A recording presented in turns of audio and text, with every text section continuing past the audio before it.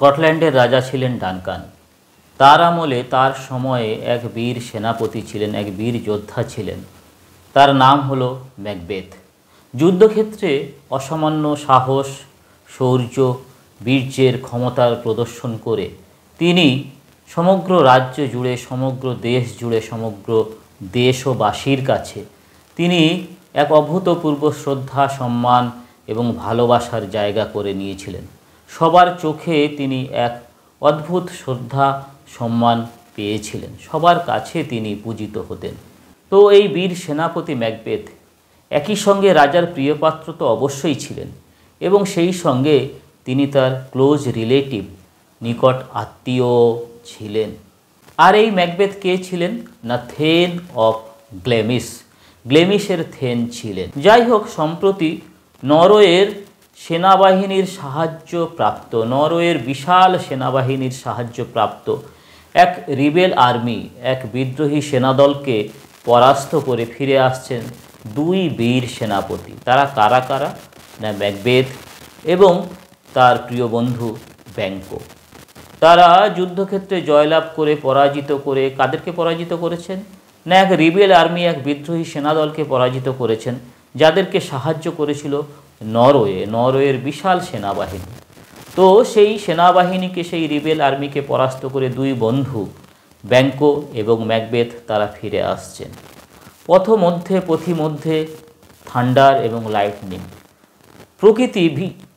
প্রকৃতি বিশালভাবে দুর্যোগের ঘনঘটা নিয়ে উপস্থিত হয়েছে, দুর্যোগের ঘনঘটা নিয়ে উপনীত হয়েছে। চারিদিকে বজ্র বিদ্যুৎ, ভয়ঙ্কর ঝড় বৃষ্টি, প্রকৃতি যেন ভীষণভাবে রাগে ফুঁসছিল। তো এহেন প্রাকৃতিক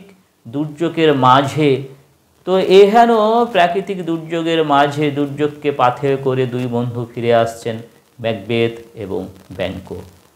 পথের মাঝে তিনজন অশরীরী, তিনজন অদ্ভুত দর্শনা মহিলা।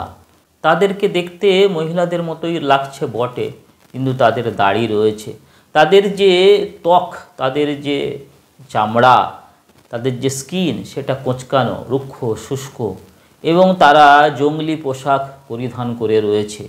তো এই তিনজন অশরীরী অপার্থিব ক্রিচার, এরা কি করছিল? They were dancing and singing. তারা নাচছিল এবং গান গাইছিল। তারা কি বলছিল দেখো, কি গাইছিল দেখো। Fair is foul and foul is fair, hover through the fog and fill the air. যেটা ভালো সেটা একই সঙ্গে মন্দও বটে, এবং যেটা মন্দ সেটা একই সঙ্গে শুভ মঙ্গলদায়ী চেতনাকে আনয়ন করে। যেটাকে বাইরে থেকে আমাদের ভালো মনে হয়, আলটিমেটলি অন্তিম পর্যায়ে সেটা খারাপকে আনয়ন করে, খারাপকে সূচিত করে। আর যেটাকে বাইরে থেকে ক্ষণিকের দৃষ্টিতে আমাদেরকে খারাপ মনে হয়, দেখা যাবে সেটা অন্তিম পর্যায়ে অবশেষে সেটা আমাদের জন্য ভালো কিছুকে আনয়ন করেছে। ফগ এবং ফিল দি এয়ার, দূষিত বাতাস, কুয়াশা, এটা বোধহয় সেই সময়ে স্কটল্যান্ডের যে পরিস্থিতি, আগত পরিস্থিতি, ফিউচারে যে একটি খারাপ পরিস্থিতি আসতে চলেছে, মন্দ পরিণতি আসছে, সেটাকে বোধহয় সূচিত করা হলো ফগ এবং ফিল দি এয়ার, এই দুটো ওয়ার্ডের মাধ্যমে। তো যাই হোক, এই ডাইনিরা কাদের পথ রোধ করে দাঁড়ালো না ম্যাকবেথ এবং তার বন্ধু ব্যাংকো, দুই বীর সেনাপতি, যারা যুদ্ধক্ষেত্র থেকে রিসেন্টলি জয়লাভ করে ফিরে আসছেন। প্রথম ডাইনি ম্যাকবেথকে স্যালিউট করলো, অভিনন্দন করলো, অভিবাদিত করলো, কি বলে না থেন অফ গ্লেমিস। ম্যাকবেথ ভীষণভাবে হতচকিত হলেন, হতবাক হলেন যে এই অপার্থিব, এই ক্রিচার, এই স্ট্রেঞ্জ ক্রিচার জানলো কি করে যে আমি গ্লেমিসের থেন, গ্লেমিসের সামন্ত প্রভু, জমিদার আমি। দ্বিতীয় ক্রিচার, দ্বিতীয় স্ট্রেঞ্জ অ্যাপিয়ারেন্স, সে কি বলছে ম্যাকবেথের উদ্দেশ্যে না তাকে থেন অফ কর্ডোর বলে অভিবাদন করলো, স্যালিউট করলো, যেটাতে ম্যাকবেথের আগে থেকে কোনো অনুমান ছিল না। ম্যাকবেথ আরও একবার হতচকিত হলেন, হতবাক হলেন।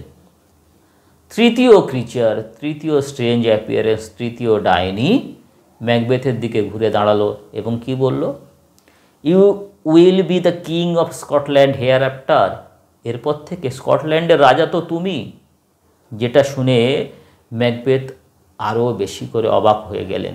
তিনি জানতেন যতদিন পর্যন্ত বৃদ্ধ রাজা ডানকান এবং তার উত্তরাধিকারীরা, তার সন্তান সন্ততিরা বেঁচে থাকবে, ততদিন তো তার স্কটল্যান্ডের রাজ সিংহাসন তার কাছে অধরা থেকে যাবে। এটা কিভাবে সম্ভব? ইতিমধ্যে তার বন্ধু ব্যাংকো কৌতূহলী হয়ে উঠেছে। এই যে অশরীরী, এই যে স্ট্রেঞ্জ ক্রিচার, এরা তার প্রিয়তম বন্ধু ম্যাকবেথ সম্বন্ধে এত কিছু বলছে, অথচ তার সম্বন্ধে কেন কিছু বলছে না? এবার এই তিনজন ডাইনি কি করলো না, ব্যাংকোর দিকে ঘুরে দাঁড়ালো। ঘুরে দাঁড়িয়ে কি বলছে? To be lesser than Macbeth and greater. ম্যাকবেথের থেকে কম ঠিকই, কিন্তু একই সঙ্গে তুমি মহত্তম। Not so happy but much happier. ততটা সুখী নও, কিন্তু অনেক বেশি সুখী অন্তরের দিক থেকে। তারা ব্যাংকের উদ্দেশ্যে আরও বলল যে যদিও কোনো দিন তুমি স্কটল্যান্ডের রাজা হতে পারবে না, তবুও তোমার সাকসেসর, তোমার সন্তান সন্ততি, তোমার উত্তরাধিকারীরা, তারা কিন্তু স্কটল্যান্ডের রাজ্য শাসন করবে। এই বলে দে টার্নড ইনটু থিন এয়ার। তারা হালকা বাতাসে রূপান্তরিত হলো এবং ভ্যানিস্ট, এবং তারা অদৃশ্য হয়ে গেল। এটা দেখে ম্যাকবেথ এবং ব্যাংকো দুজনেই বুঝতে পারলেন যে এই স্ট্রেঞ্জ ক্রিচার্স, এই তিনজন অদ্ভুত দর্শনা মহিলা, এই তিনজন অদ্ভুত দর্শন মহিলা, এরা আর কেউই নয়, এরা হচ্ছে উইয়ার্ড সিস্টার্স। এরা অন্ধকার জগতের বাসিন্দা, এরা ডাইনি। তারা অবাক হতচকিত হয়ে যখন এই যে ঘটনা, এই ঘটনাটাকে নিয়ে ভাবছে, তাদের মনের মধ্যে চিন্তার স্রোত বয়ে যাচ্ছে, সেই সময়ে বৃদ্ধ রাজা ডানকানের প্রেরিত স্পেশাল দূত এনভয় তারা এসে উপনীত হলো। তাদেরকে দায়িত্ব দেওয়া হয়েছে ম্যাকবেথকে বিশেষ টাইটেলে, বিশেষ উপাধিতে ভূষিত করার। সেই সেই দুজন দূত রস এবং অ্যাঙ্গাস, তারা এসে কি করলো না, ম্যাকবেথকে থেন অফ কর্ডরের থেন রূপে, কর্ডরের থেন উপাধিতে তারা ভূষিত করলো। যেটা দেখে বা শুনে ম্যাকবেথ ভীষণভাবে আরও একবার হতচকিত হলেন। কিভাবে দ্বিতীয় ডাইনির করা ভবিষ্যৎবাণী এত তাড়াতাড়ি, এত সহজে মিলে গেল? এবার তাহলে তৃতীয় ভবিষ্যৎবাণী কি মিলে যাবে? এই নিয়ে ম্যাকবেথ এবার চিন্তিত। বন্ধু ব্যাংকোর উদ্দেশ্যে তিনি বললেন, দেখো আমার প্রতি করা ভবিষ্যৎবাণী কিভাবে অদ্ভুতভাবে মিলে যাচ্ছে।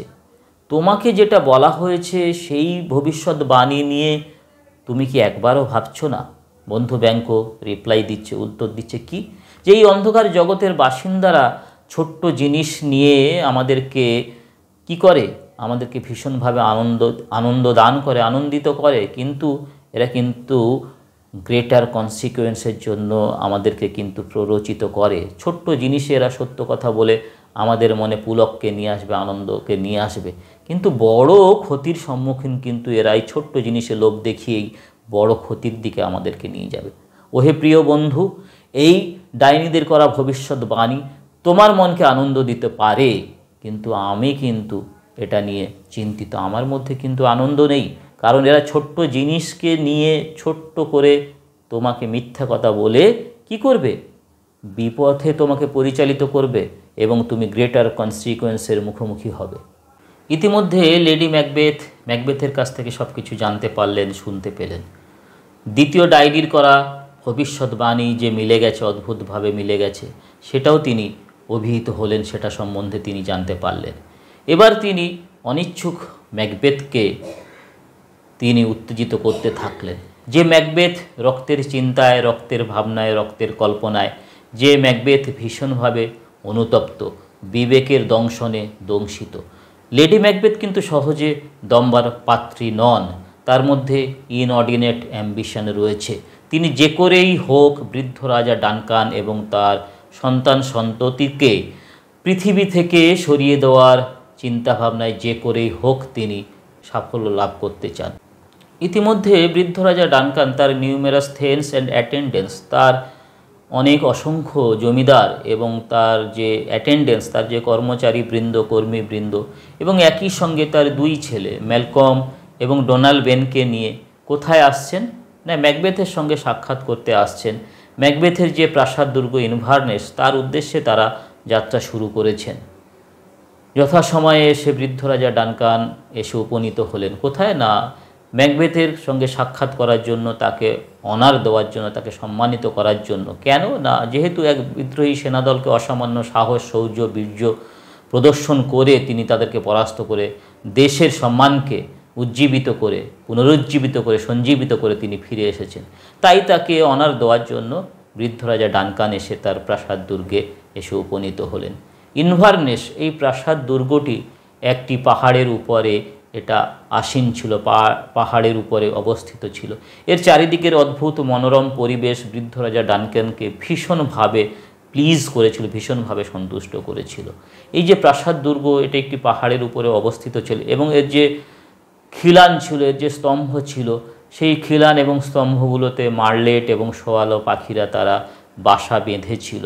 তো এই প্রাসাদ দুর্গ দেখে, এর চারিদিকের মনোরম অপরূপ শোভা দেখে, প্রাকৃতিক সৌন্দর্য দেখে বৃদ্ধ রাজা ডানকান অবশ্যই ভীষণভাবে সন্তুষ্ট হয়েছিলেন তো বটেই, কিন্তু তার থেকেও বেশি করে তিনি সন্তুষ্ট হয়েছিলেন লেডি ম্যাকবেথের মৃদু হাসি, তার যে আতিথেয়তা, সেটাকে দেখে সেটাকে অনুভব করে তিনি ভীষণভাবে প্লিজড হয়েছিলেন। যে লেডি ম্যাকবেথ মুখোশের আড়ালে তার যে শয়তানি প্রবৃত্তিকে লুকিয়ে রাখার যে কৌশল, সেটাকে তিনি ভীষণভাবে আয়ত্ত করেছিলেন। ভীষণভাবে মৃদু হাসি হেসে অতিথি পরায়ণ হয়ে তিনি রাজাকে ভীষণভাবে আনন্দিত করেছিলেন, ভীষণভাবে তৃপ্ত করেছিলেন, ভীষণভাবে সন্তুষ্ট করেছিলেন।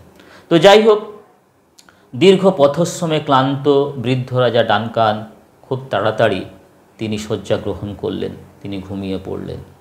লেডি ম্যাকবেথের যে রিজলিউটনেস, তার যে মানসিক দৃঢ়তা, সেটাকে নিয়ে লেডি ম্যাকবেথের মনে বরাবরই সন্দেহ ছিল। তিনি জানতেন যে ম্যাকবেথ, তার যে সততা, সেই সততা তাকে বাধা দেবে এরকম ধরনের একটা ঘৃণ্য কাজ করার ক্ষেত্রে সেই ঘৃণ্য কাজটি কি না, বৃদ্ধ রাজা ডানকানকে হত্যা করা। বৃদ্ধ রাজা ডানকানকে হত্যা করতে হবে। এই যে থটস অফ ব্লাড, এই যে রক্তের চিন্তা ভাবনা, এটা ম্যাকবেথকে বারবার পিছিয়ে দিচ্ছে। তাই লেডি ম্যাকবেথ কী করলেন না, নিজেই একটা ড্যাগার, একটা ছোরা তুলে নিলেন এবং কি করছেন তিনি না, বৃদ্ধ রাজা ডানকানের কক্ষের দিকে এগিয়ে গেলেন। তিনি কক্ষের মধ্যে প্রবেশ করলেন। সেখানে দেখলেন বৃদ্ধ রাজা ডানকান গভীর ঘুমে আচ্ছন্ন এবং তার যে মুখ, তার যে ফেস, তার যে মুখমণ্ডল, সেটার দিকে তাকিয়ে লেডি ম্যাকবেথ ভীষণভাবে তিনি আপসেট হয়ে পড়লেন। ভীষণভাবে তার বাবার কথা তার মনে পড়ে গেল। বৃদ্ধ রাজা ডানকানের মুখমণ্ডল ঠিক যেন তার বাবার মতোই, বাবার অপত্য স্নেহ, বাবার ভালোবাসা সেই বৃদ্ধ রাজা ডানকানের মুখমণ্ডলের মধ্যে যেন প্রতিচ্ছবি হয়ে ভেসে বেড়াতে থাকলো। সেটা দেখে লেডি ম্যাকবেথ আর ফার্দার প্রসিড করতে পারলেন না। তিনি ফিরে এলেন। ফিরে এসে ম্যাকবেথকে এই কাজের দায়িত্ব অর্পণ করতে চাইলেন। ম্যাকবেথের মনে দ্বিধাদ্বন্দ্ব এসে উপনীত হয়েছে। তিনি ভাবতে থাকলেন, তিনি তো প্রজা, তিনি বৃদ্ধ রাজা ডানকানের একজন প্রজা এবং একই সঙ্গে ক্লোজ রিলেটিভও বটে, নিকট আত্মীয়ও বটে। এবং আবার অন্য দিক থেকে দেখতে গেলে এই রাতে ডানকান তার তো অতিথি, তাহলে অতিথিকে রক্ষা করার দায়িত্ব অবশ্যই তার ঘাড়ে বর্তায়। তার ঘাড়ে বলতে কার না, ম্যাকবেথের ঘাড়ে। এবং অন্য দিক থেকে দেখতে গেলে রাজা ডানকান ভীষণভাবে জাস্ট, ভীষণভাবে মার্সিফুল, ভীষণভাবে ন্যায়পরায়ণ, দয়াপরবশ কাদের প্রতি, তার প্রজাদের প্রতি। এবং অভিজাত বর্গ যে সমস্ত নোবিলিটিরা রয়েছে তারাও ভীষণভাবে ডানকানের কাছ থেকে সাহায্য পুষ্ট, ভীষণভাবে ডানকান তাদের প্রতিও স্নেহশীল এবং ভীষণভাবে তিনি ক্লিয়ার অফ অফেন্স, কারোর প্রতি তিনি অন্যায় করেন না। তাহলে যখন তারা জানবে যে ডানকানকে ম্যাকবেথ হত্যা করেছেন, তাহলে এই প্রজারা, এই অমাত্যবর্গ, এরা দ্বিগুণ উৎসাহে ঝাঁপিয়ে পড়ে অ্যাভেঞ্জ নেবে, প্রতিশোধ নেবে, তার হত্যার প্রতিশোধ নেবে। আবার ম্যাকবেথ যে আজকের এই সমগ্র রাজ্য জুড়ে সম্মানের আসনে আসীন, এটা কার জন্য সম্ভব হয়েছে? এটা ডানকানের জন্যই সম্ভব হয়েছে। তার যে এই যে শ্রদ্ধা, তার যে এই যে প্রাপ্য সম্মান, এটা কী জন্য পাচ্ছেন তিনি? অবশ্যই সেটা ডানকানের জন্য। লেডি ম্যাকবেথ বুঝতে পারলেন তার স্বামীর মনে একরাশে দ্বিধা দ্বন্দ্ব এসে উপনীত হয়েছে। তিনি কিন্তু অত সহজে দম্বার পাত্রী নন, তার মধ্যে ইনঅর্ডিনেট অ্যাম্বিশন রয়েছে। তিনি একটার পর একটা রিজন, একটার পর একটা কারণ দর্শাতে থাকলেন তিনি বলতে থাকলেন যে একবার যেটা ডিসিশন নেওয়া হয়ে গেছে সেখান থেকে ফিরে আসার কোনো মানে হয় না। Once decided can never be undecided. যেহেতু একবার ডিসিশন নেওয়া হয়ে গেছে ফিরে আসা চলবে না। তিনি আরও বলতে থাকলেন যে একটি রাতের একটা অ্যাকশান ম্যাকবেথকে, লেডি ম্যাকবেথকে সভরেন পাওয়ার অ্যান্ড রয়্যালটি, সার্বভৌম রাজত্ব সুখ, রাজ্য সুখ, সার্বভৌমত্ব এনে দেবে, সর্বসুখ এনে দেবে। শুধুমাত্র একটা রাতের একটা অ্যাকশান সারাটা জীবন ধরে রাজত্ব সুখ, রাজার সুখ এনে দেবে ম্যাকবেথকে। তাহলে কেন সে পিছিয়ে যাচ্ছে? তিনি আরও ম্যাকবেথকে কাওয়ার্ড বলতে থাকলেন, কাপুরুষ বললেন, এবং তার মধ্যে ফিকেলনেস রয়েছে, তার মধ্যে ডিসিশন নেওয়ার ক্ষমতা নেই, তার মধ্যে খামখেয়ালিপনা রয়েছে। একটার পর একটা বাক্য বানে তিনি তাকে বিদ্ধ করতে থাকলেন, একটার পর একটা রিজনের পর রিজন তিনি অ্যাসাইন করতে থাকলেন।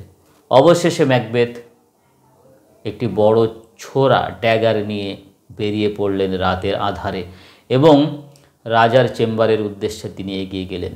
যখন তিনি যাচ্ছেন সেই সময়ে বাতাসে একটি ছোরাকে তিনি ভেসে থাকতে দেখলেন, যে ছোরাটির যে ড্যাগারের হ্যান্ডেলটা পয়েন্টেড টুওয়ার্ডস হিম তার দিকে করা ছিল, এবং এই ছড়ার যে টিপ অ্যান্ড ব্লেড, এর যে ডগা এবং যে ফলা সেটা রক্তাক্ত হয়েছিল। ম্যাকবেথ কী করলেন না, সেই ছোরার হাতলটিকে তিনি ধরতে গেলেন, কিন্তু ছোরাটি বাতাসে অদৃশ্য হয়ে গেল। ম্যাকবেথ এটাকে একটা মিয়ার ফ্যান্টাজম ভাবলেন। তার হট এবং অপ্রেসড ব্রেনের পরিণতি এটা, তার হট এবং অপ্রেসড ব্রেনের পরিণতি এটা। যেহেতু এরকম একটা টাস্ক, একটা বিজনেস তার রয়েছে, এই কাজটি করতে হবে, সেই জন্য বোধহয় তার হট এবং অপ্রেসড ব্রেনের এটা একটা মিয়ার ফ্যান্টাজম।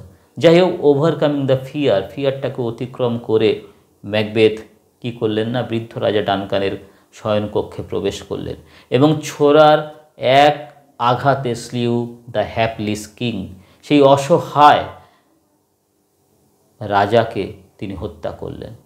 হত্যা করার পর যখন তিনি বেরিয়ে আসছেন, ঘুমন্ত দুই প্রহরী রক্ষী, তাদের মধ্যে একজন ঘুমের মধ্যে হেসে উঠল এবং চিৎকার করে বলে উঠল মার্ডার। এতে দুজনেই জেগে উঠল এবং দুজনে যে জেগে উঠল তাদের মধ্যে একজন প্রহরী বলে উঠল, গড ব্লেস আস, ঈশ্বর আমাদেরকে আশীর্বাদ করুন, এবং দ্বিতীয়জন আর একজন রিপ্লাই দিল, আমেন। ম্যাকবেথ আমেন বলতে গেলেন, কিন্তু তার গলায় আটকে গেল ওয়ার্ডটা। তিনি বাকরুদ্ধ হয়ে পড়লেন। এই সময় কোনো একটা ভয়েস যেন তাকে বলে উঠল যে ম্যাকবেথ স্লিপকে, ঘুমকে মার্ডার করেছে। গ্লেমিশের থেন ঘুমকে মার্ডার করেছে, ঘুমকে হত্যা করেছে, তাই থেন অফ কডর আর ঘুমোতে পারবে না। সেই ঘুম, সেই ইনোসেন্ট স্লিপ, সেই নিষ্পাপ পবিত্র ঘুম যেটা নারিশেস লাইফ, যেটা জীবনকে পুষ্ট করে, সজীবিত করে, সঞ্জীবনী সুধা এনে দেয়, সেই ঘুমকে চিরতরে হত্যা করেছে কে না ম্যাকবেথ। উদ্ভ্রান্ত, দিগ্ভ্রান্ত, বিপর্যস্ত, বিধ্বস্ত ম্যাকবেথ সেই রক্তাক্ত ছোরা নিয়ে, রক্তাক্ত হাত নিয়ে, রক্তমাখা হাত নিয়ে লেডি ম্যাকবেথের কাছে গিয়ে পৌঁছালেন। লেডি ম্যাকবেথকে তার ওয়ান্ট অফ রেজলিউটনেস, তার ভীত, সন্ত্রস্ত, বিধ্বস্ত, বিপর্যস্ত তার চেহারা দেখে তাকে, তার কাপুরুষতাকে তিনি তিরস্কার করলেন। বললেন, যাও গিয়ে হাত ধুয়ে আসো। আর কি করলেন তিনি না, সেই ড্যাগারটাকে নিয়ে, সেই ছোরাটাকে নিয়ে তিনি সেই যে দুই প্রহরী যারা ঘুমিয়ে রয়েছে তাদের দিকে গেলেন। কেন গেলেন না, সেই রক্ত তাদের গালে মাখিয়ে দেবেন বলে, যাতে করে পরের দিন মনে হয় যে তারাই হত্যা করেছে, তারাই খুন করেছে। ভোরের আলো ফুটল। পরের দিন সকালবেলা জানাজানি হয়ে গেল, সবাই জানতে পারল যে বৃদ্ধ রাজা ডানকানকে তার শয়নকক্ষে কেউ হত্যা করেছে, কেউ খুন করেছে। এবং সেই যে প্রহরী, সেই যে রক্ষীরা, সেই যে দুজন ছিল, তাদের বিরুদ্ধে তো স্ট্রং এভিডেন্স রয়েছে ঠিকই, কিন্তু এন্টায়ার সাসপিশন, সমগ্র সন্দেহ কিন্তু ম্যাকবেথের উপরেই পড়ল। যাই হোক, বৃদ্ধ রাজা ডানকান আর পৃথিবীতে নেই। তার বড় ছেলে ম্যালকম ভয়ে এসে কোথায় পালালো না, ইংল্যান্ডের রাজদরবারে গিয়ে আশ্রয় নিল, এবং ছোট ছেলে ডোনাল্ড বেন ভয়ে পালিয়ে গেল আয়ারল্যান্ডে। সিংহাসন অরক্ষিত, দুই ছেলে পালিয়ে গেছে। এমতাবস্থায় স্কটল্যান্ডের রাজা হলেন ম্যাকবেথ, এবং এইভাবে তিনজন ডাইনির করা ভবিষ্যৎবাণী অক্ষরে অক্ষরে মিলে গেল। ম্যাকবেথ এবং লেডি ম্যাকবেথের মনে কিন্তু শান্তি নেই। সেই যে থ্রি উইয়ার্ড সিস্টার, সেই যে তিনজন ডাইনি, তাদের যে করা ভবিষ্যৎবাণী যে ম্যাকবেথের সন্তানেরা স্কটল্যান্ডের রাজা হতে পারবে না, ব্যাঙ্কোর উত্তরাধিকারী, ব্যাঙ্কোর সাকসেসর, তারা কিন্তু স্কটল্যান্ড রাজ্যটিকে শাসন করবে, এই ভবিষ্যৎবাণীকে মিথ্যা করে দেওয়ার জন্য লেডি ম্যাকবেথ এবং ম্যাকবেথ প্ল্যান করলেন যে ব্যাঙ্কো এবং তার সন্তান ফ্লিয়ান্সকে তারা হত্যা করবেন। এই জন্য তারা কি করলেন না, এক ব্যাঙ্কোয়েট, এক বিশাল ভোজসভার আয়োজন করলেন। সমস্ত থেনদেরকে নেমন্তন্ন করলেন, সমস্ত অভিজাত নোবেল ম্যান যারা ছিলেন, অভিজাত সম্প্রদায়কে, থেনদেরকে তিনি নেমন্তন্ন করলেন, এবং সাথে সাথে ব্যাঙ্কো এবং ফ্লিয়ান্সকেও নেমন্তন্ন করা হলো। ব্যাঙ্কো এবং ফ্লিয়ান্স যে পথ দিয়ে আসবে, সেই পথে ম্যাকবেথ কয়েকজন ভাড়াটে খুনিকে নিয়োগ করে রাখলেন, যাতে করে সেই পথ দিয়ে আসার সময় ব্যাঙ্কো এবং ফ্লিয়ান্সকে ওই ভাড়াটে খুনিরা হত্যা করতে পারে, খুন করতে পারে। তারা ব্যাঙ্কো এবং ফ্লিয়ান্সের উপরে ঝাঁপিয়ে পড়ল, পাউন্সড অ্যাপন দেম। কিন্তু ব্যাঙ্কোকে হত্যা করতে সক্ষম হলো ঠিকই, কিন্তু ফ্লিয়ান্স কিন্তু পালিয়ে গেল। ইতিমধ্যে ভোজসভার আয়োজন শুরু হয়ে গেছে, ভোজসভা চলছে, সমস্ত থেনরা, অমাত্যরা সব এসেছে। সবাইকে লেডি ম্যাকবেথ তার যে কথার জাল, সেই কথার জাল বুনে সবাইকে তিনি সন্তুষ্ট করছেন। সবাই তার যে চার্মিং এটিকেটস, সেটার দ্বারা সবাই ভীষণভাবে সন্তুষ্ট, তার আতিথেয়তায় কোনো ত্রুটি নেই। ম্যাকবেথ তার প্রিয়তম বন্ধু ব্যাঙ্কো আসেনি, তার অনুপস্থিতির জন্য যখনই দুঃখ প্রকাশ করতে গেলেন, তখনই দেখলেন যে ম্যাকবেথের জন্য নির্দিষ্ট করা যে চেয়ার, সেই চেয়ারে ব্যাঙ্কোর গোস্ট, ব্যাঙ্কোর ভূত বসে রয়েছে। তিনি উদ্ভ্রান্তের মতো এক দৃষ্টিতে সেই চেয়ারের দিকে তাকিয়ে থাকলেন যে ব্যাঙ্কোর ভূত এখানে বসে রয়েছে। ভীষণভাবে তাকে ডিস্ট্র্যাক্টেড মনে হলো। অমাত্যরা, থেনরা ভাবলেন এটা তার হট অ্যান্ড অপ্রেসড ব্রেন, তার যে মানসিক উদ্ভ্রান্তি, তার যে মানসিক অসাম্য, তারই বহিঃপ্রকাশ এটা। লেডি ম্যাকবেথ বলতে থাকলেন, এই একই কল্পনা, এই একই ফ্যান্টাজম তোমার দেখা দিয়েছিল, তুমি বাতাসে ছোড়াকে ভেসে থাকতে দেখেছিলে, এটা তোমার কল্পনা ছাড়া আর কিছুই নয়। কিন্তু ম্যাকবেথ কারোর কথায় কর্ণপাত করছেন না, ম্যাকবেথ কারোর কথাই শুনতে পাচ্ছেন না। তিনি সেই চেয়ারের দিকে তাকিয়ে রয়েছেন এবং ব্যাঙ্কোর ভূতকে দেখে চলেছেন, এবং বিড়বিড় করে তিনি কিছু বলতে থাকছেন। এমত অবস্থায় যাতে এই যে সিক্রেট, এটা যাতে প্রকাশিত না হয়, তাই লেডি ম্যাকবেথ কী করলেন না, তড়িঘড়ি সমস্ত যে অতিথি অভ্যাগতরা রয়েছেন তাদেরকে তিনি বিদায় জানালেন। বললেন যে ম্যাকবেথ ভীষণভাবে অসুস্থ, তার মধ্যে অসুস্থতা রয়েছে, তাই তিনি সবাইকে সেই মুহূর্তে বিদায় জানালেন, এবং এই সিক্রেটটাকে সেই সময়ের জন্য তিনি আর প্রকাশিত হতে দিলেন না। লেডি ম্যাকবেথ এবং ম্যাকবেথ আর ঘুমোতে পারছেন না, দুঃস্বপ্ন তাদেরকে তাড়া করে বেড়াচ্ছে। ব্যাঙ্কোর রক্ত যতটা না তাদেরকে বিধ্বস্ত, বিপর্যস্ত করেছে, অপ্রেস করেছে, তার থেকে বেশি করে তারা চিন্তিত ফ্লিয়ান্সের পালিয়ে যাওয়া নিয়ে। ম্যাকবেথ পুনরায় সিদ্ধান্ত নিলেন, ডিসিশন নিলেন যে সেই থ্রি উইয়ার্ড সিস্টার্স, সেই থ্রি উইচেস, সেই তিনজন ডাইনির সঙ্গে তিনি সেই ঊষর প্রান্তরে, সেই হিথ এ আবার গিয়ে দেখা করবেন। ঊষর প্রান্তরে এক গুহার মধ্যে তিনি তাদের দেখা পেলেন। তারা তাদের কালো জাদু নিয়ে সেই সময় ব্যস্ত। এক বিশাল বড় কড়াইতে তারা ব্যাঙ, বাদুড়, সাপ, গোসাপের চোখ, কুকুরের জিভ, কাটা জিভ, নেকড়ের দাঁত, ড্রাগনের আঁশ, মৃত শিশুর কাটা আঙুল, টিকটিকির পা ইত্যাদি নিয়ে, ছাগলের পিত্ত, ইহুদির যকৃৎ ইত্যাদি নিয়ে তারা সেটাকে উনুনে চাপিয়ে, বিশাল বড় এক কড়াইতে চাপিয়ে সেইটাকে নিয়ে তারা রান্না করছে, এবং সেখানে হনুমানের রক্ত দিয়ে সেটাকে ঠান্ডা করছে। এবং কিছুদিন আগে এক শুকরী যে তার সন্তানকে খেয়েছিল, তার রক্ত তারা সেই মিশ্রণে ঢালছে। এবং তাদের এই যে ক্রিয়াকলাপ, এই ক্রিয়াকলাপে কিন্তু ম্যাকবেথ কিন্তু একবারের জন্য ভীত হলেন না। তিনি তাদেরকে বললেন যে তোমরা কি আমার প্রশ্নের উত্তর দিতে পারবে নাকি তোমাদের প্রভুকে ডাকবে? তাদের প্রভুদেরকে তারা ডাকলো। প্রথম যে প্রেতাত্মা, সেটা একটা আর্মড হেড, সশস্ত্র শিরস্ত্রাণ, অস্ত্রসজ্জিত একটি মাথার মতো। সে এসে ম্যাকবেথকে তার নাম ধরে ডাকলো এবং বলল, থেন অফ ফাইভ, ফাইভের থেন থেকে সাবধান। ম্যাকবেথ মনে মনে কিন্তু ম্যাকডাফকে অর্থাৎ থেন অফ ফাইভ, ফাইভের থেনকে হিংসা করত। দ্বিতীয় প্রেতাত্মা এক রক্তাক্ত শিশুর মতো, সেও এসে ম্যাকবেথকে তার নাম ধরে সম্বোধন করলো এবং বলল যে মাতৃগর্ভ থেকে, মাতৃজঠর থেকে স্বাভাবিকভাবে জাত কোনো শিশুর তোমাকে হত্যা করতে পারবে না। মাতৃগর্ভ থেকে, মাতৃজঠর থেকে স্বাভাবিকভাবে জাত কোনো শিশুর থেকে তোমার ভয় পাওয়ার দরকার নেই। ম্যাকবেথ ভীষণভাবে আনন্দিত হলেন। তাহলে ম্যাকডাফকে তো আমার ভয় পাওয়ার কোনো কারণই নেই, কিন্তু তবুও আমি দ্বিগুণভাবে নিশ্চিত হতে চাই, ম্যাকডাফ তোমার এই পৃথিবীতে থাকা চলবে না। তৃতীয় প্রেতাত্মা রক্তাক্ত শিশু, যার হাতে একটি গাছ ধরা রয়েছে, সে এসে কি বলছে যে যতদিন পর্যন্ত না বার্নামের জঙ্গল ডানসিনেন পাহাড়ের দিকে এগিয়ে আসছে ততদিন তোমার কোনো ভয় নেই।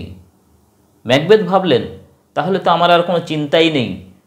অত বড় একটা জঙ্গল শিকড় শুদ্ধ উপড়ে নিয়ে এসে তাকে কে নিয়ে আসবে ডানসিনান পাহাড়ের দিকে? তাহলে আমার মৃত্যু স্বাভাবিকভাবেই হবে, অকাল মৃত্যু আমার হবে না। ম্যাকবেথ আরও একবার প্রশ্ন করলেন, ব্যাংকোর সন্তানেরা কি স্কটল্যান্ডের রাজা হতে পারবে? এর উত্তরে সঙ্গে সঙ্গে তৎক্ষণাৎ কড়াইটা মাটিতে বসে গেল এবং বাজনার সুর বাজতে থাকলো। দেখা গেল 8টা ছায়ামূর্তি ম্যাকবেথকে পাস করে চলে যাচ্ছে, ম্যাকবেথকে অতিক্রম করে চলে যাচ্ছে। রাজার মতো দেখতে 8টা ছায়ামূর্তি তাকে অতিক্রম করে চলে গেল এবং শেষে ব্যাংকো রয়েছে, তার সমস্ত শরীর রক্তে মাখামাখি। সে কি করছে না, ম্যাকবেথের দিকে তাকিয়ে মৃদু হাসছে এবং তার হাতে একটি আয়না রয়েছে এবং সেই আয়নার মধ্যে সে অনেকগুলো ইমেজ, ছবিকে, প্রতিচ্ছায়াকে প্রদর্শন করছে এবং তার দিকে পয়েন্ট করে দেখাচ্ছে ম্যাকবেথকে। ম্যাকবেথ বুঝতে পারলেন, রিয়ালাইজ করলেন যে এরা সবাই ব্যাংকোর সাকসেসর এবং এরা স্কটল্যান্ডের রাজা হবে পরবর্তীকালে। আর সেই 3জন ডাইনি, তারা বাজনার তালে তালে, মৃদু বাজনার তালে তালে নাচতে থাকলো এবং ম্যাকবেথের দিকে তাকিয়ে তারা বোঝাতে চাইলো যে আমরা আমাদের কর্তব্য সম্পাদন করেছি, এবং এটা দেখিয়ে, এটা বুঝিয়ে দিয়ে তারা ভ্যানিশ হয়ে গেল, অদৃশ্য হয়ে গেল। ডাইনিদের সঙ্গে সাক্ষাৎ করে গুহা থেকে বেরিয়ে এসেই ম্যাকবেথ প্রথমে যেটা শুনতে পেলেন সেটা হলো থেন অফ ফাইভ, ম্যাকডাফ, তিনি পালিয়ে গেছেন। তিনি স্কটল্যান্ডকে পরিত্যাগ করে কোথায় চলে গেছেন? না, ইংল্যান্ডে চলে গেছেন। কার সঙ্গে যোগ দিতে? না, ম্যালকমের সঙ্গে যোগ দিতে। পরবর্তী উত্তরাধিকারী, Writefull hair to the thrown of Scotland, স্কটল্যান্ডের যোগ্য উত্তরাধিকারী, স্কটল্যান্ডের সঠিক রাজা। তিনি কে হবেন? না, ম্যালকম হবেন। সেখানে ম্যালকমের সঙ্গে যোগ দিলেন এবং বিশাল সেনাবাহিনী সংগঠিত করতে লাগলেন। কেন? না, স্কটল্যান্ডকে আক্রমণ করবেন, ম্যাকবেথকে সিংহাসনচ্যুত করবেন বলে। ক্রোধান্বিত, রাগান্বিত, রাগে দিশেহারা হয়ে ম্যাকবেথ কী করলেন? না, ম্যাকডাফের প্রাসাদ দুর্গকে আক্রমণ করলেন। ম্যাকডাফের স্ত্রী ও সন্তান সন্ততিকে তিনি পাশবিকভাবে, নৃশংসভাবে হত্যা করলেন। ম্যাকবেথের এই ক্রিয়াকলাপ, তার এই কাণ্ডকারখানা সমস্ত অভিজাত বর্গ, অমাত্য প্রজাবর্গ সবার মনে সন্দেহ, বিদ্বেষ, রাগ, ক্ষোভের সঞ্চার করতে থাকল। ইতিমধ্যে ম্যাকবেথের স্ত্রী রানী লেডি ম্যাকবেথ মারা গেলেন। ঘুমের মধ্যে হাঁটাজনিত যে রোগ, সোমনাম্বুলিজম, সেই রোগে আক্রান্ত হয়েছিলেন তিনি। লেডি ম্যাকবেথ মারা গেলেন। যার বক্ষে মাথা রেখে নিরাপদ আশ্রয় তিনি লাভ করতেন, যার বক্ষে মাথা রেখে তিনি নিরাপদে ঘুমোতে পারতেন, সেই লেডি ম্যাকবেথ আর নেই। দুঃস্বপ্ন, ঘুমহীনতা, নিদ্রাহীনতা ম্যাকবেথকে তাড়া করে ফিরতে থাকলো। তিনি ভীষণভাবে নিঃসঙ্গ হয়ে গেছেন, একাকী হয়ে গেছেন, লোনলি হয়ে গেছেন। হি লংড ফর ডেথ। তিনি এবার মৃত্যুকে কামনা করতে থাকলেন। কবরে শায়িত, কফিনে শায়িত ডানকানকে তিনি হিংসা করতে লাগলেন। ইনোসেন্ট স্লিপ, যে ইনোসেন্ট স্লিপ লাইফকে নারিশ করে, সেই ইটার্নাল স্লিপ তাকে অ্যাচিভ করেছে কে? ডানকান।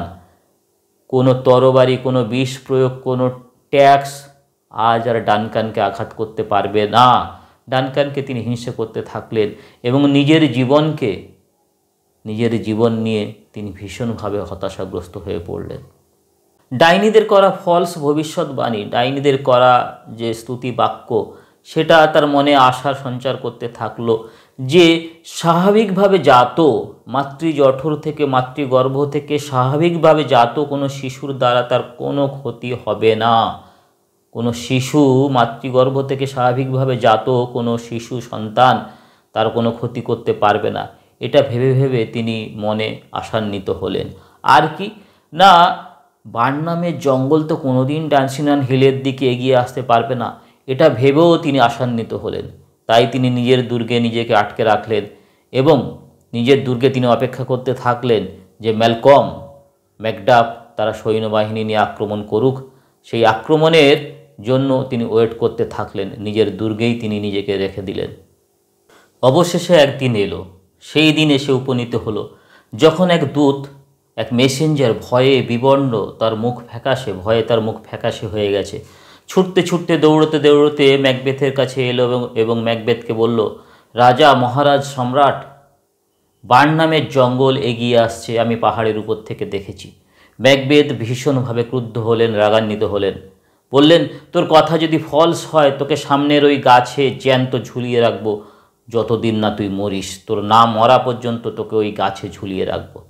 ম্যাকবেথ ডাইনিদের করা ইকুইভোকাল মিনিংস, ম্যাকবেথ ডাইনিদের করা যে ভবিষ্যৎবাণী, তাদের কথার যে ডাবল মিনিং রয়েছে, এটা তিনি এবার ধীরে ধীরে বুঝতে পারলেন।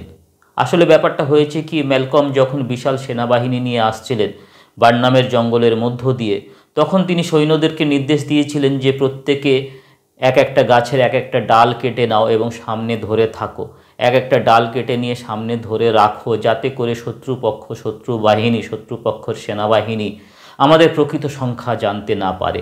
তাই প্রত্যেকটা সৈন্য তারা গাছের ডাল কেটেছিল এবং তাদের সামনে ধরে নিয়ে তারা এগিয়ে আসছিল। এতে করে মনে হয়েছিল যেন বার্নামের জঙ্গল ডান্সিনেন পাহাড়ের দিকে এগিয়ে আসছে। এইভাবে ডাইনিদের করা যে ভবিষ্যৎবাণী, প্রেতাত্মাদের করা যে কথা, তার যে ডাবল মিনিং, সেই ডাবল মিনিংকে ম্যাকবেথ বুঝতে পারলেন এবং তিনি আর দেরি করলেন না, তার সেনাবাহিনীকে নিয়ে তিনি যুদ্ধক্ষেত্রে ঝাঁপিয়ে পড়লেন। তার সামনে যারা যারা এসে দাঁড়ালো তাদের সবাইকে তিনি হত্যা করলেন। ম্যাকডাফ এসে সামনে উপনীত হলো। ম্যাকডাফকে দেখে তিনি চলে যাচ্ছিলেন, কিন্তু ম্যাকডাফ তাকে সম্বোধন করলেন নরকের কীট, ভিলেন, শয়তান, টায়ারান্ট, বিশ্বাসঘাতক বলে তিনি তাকে অভিহিত করলেন। বললেন যে তুই আমার স্ত্রী এবং সন্তানদেরকে হত্যা করেছিস, তোরা আজকের নিস্তার নেই। ম্যাকবেথ হেসে উড়িয়ে দিলেন এবং বললেন, মাতৃজঠর থেকে, মাতৃগর্ভ থেকে স্বাভাবিকভাবে জাত পুরুষ, স্বাভাবিকভাবে জন্মানো পুরুষ, স্বাভাবিকভাবে জাত শিশু আমার কোনো ক্ষতি করতে পারবে না। একটা হেসে উঠল, বলল, তাহলে তো খুব ভালোই হলো, আমি স্বাভাবিকভাবে জাত নই, স্বাভাবিকভাবে আমার জন্ম হয়নি, মাতৃগর্ভ থেকে, মাতৃজঠর থেকে আমাকে অসময়ে মাতৃগর্ভকে ছেদন করে অসময়েই আমাকে বের করা হয়েছে, তাই আমার হাতে তোর মৃত্যু আজ নিশ্চিত। ম্যাকবেথ ভয়ে পালালেন না, তার মধ্যে যে অসম সাহস, যে শৌর্য, যে বীর্য, যে বীরত্ব ছিল, সেটা শেষবারের মতো জেগে উঠল। কিন্তু অবশেষে ম্যাকডাফের হাতে তাকে মৃত্যুবরণ করতে হলো। ম্যাকডাফ তার কাটা মুন্ডু নিয়ে তার মুন্ডুটাকে ছেদন করে ম্যালকমকে উপহার দিলেন।